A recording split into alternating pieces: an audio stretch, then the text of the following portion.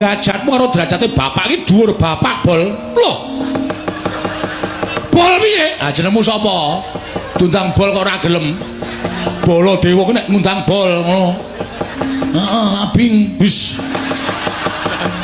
Jijik kok ora. Kowe marahi kok ngono. Dhuwur bapak derajate tak kandhani. Bapak niku nek gelem urip teng kayangan, bapak niku dewa, nika Sang Hyang Bathara Ismaya. Lho. Kae iki Bathara Ismaya, kae kakangne Bathara Guru. Drungokke, orang ketap-ketip. Kae kakangne Bathara Guru. Aku nek dolan ning kayangan iki nek nyeluk Bathara Guru, Om ya, Tru. Heeh. Rumangsane padake. Berarti nek nyeluk Betari Durga, Lek.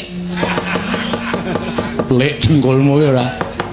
Ming bapak niku gandrung karo katentreman, gandrung karo karahayun, gandrung karo karukunan wekasan bapak purun mudhun wonten ing jagat.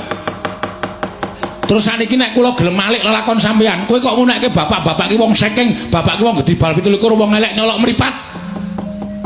Nuwun sewu. Saiki kowe iki sapa to? Hah? Kowe iki sapa, Mas? Mbok aja kumalungkung aja songaran. Aja dupe sampeyan niku nganggo mekutha, aja dupe sampeyan niku nganggo seragam sing apik. Aja dupe sampeyan nganggo bintang ning pundak. Ning jane derajatmu karo derajat kula niku teng ngarepe sing gawe urip niku padha menungsane. Gayeng iki. Terus, Truk, mumpung kono ora iso omong tok terus lho. Sejeli terus, Truk. Lah kok sampean kok nek karo bapak kaya ngono kuwi. Nek bapak gelem dadi wong mukti niku, bapak niku dadi dewa. Terus sampean kok kaya ngono to sifate, Den? Kok sampean kok dadi kaya ngono sifate? Kula ora nyangka lho Prabu Baladewa kok mentala ngunekke bapak gedhi bal, kere, ponokawan, batur. Gusti nyuwun pangapura paringana sadar piyai siji iki. Sampeyan prisa mboten dek nyalon dadi ratu mbiyen sampeyan sobo tengene bapak kon dadi tim sukses. Krasa mboten? Krasa ora sampeyan?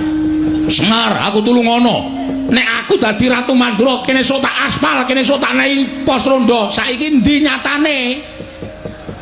Heh? Wangsulan. Keseron, Gong.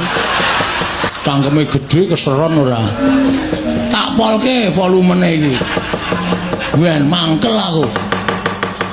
Nek dadi Nalendra ki sing dadi pengayom, nek dadi Nalendra iku dadi sing ngayomi, sing mangku karo para kawula aja adigang adiguna. Sampeyan ora awet li dadi ratu nek carane kaya ngoten niku.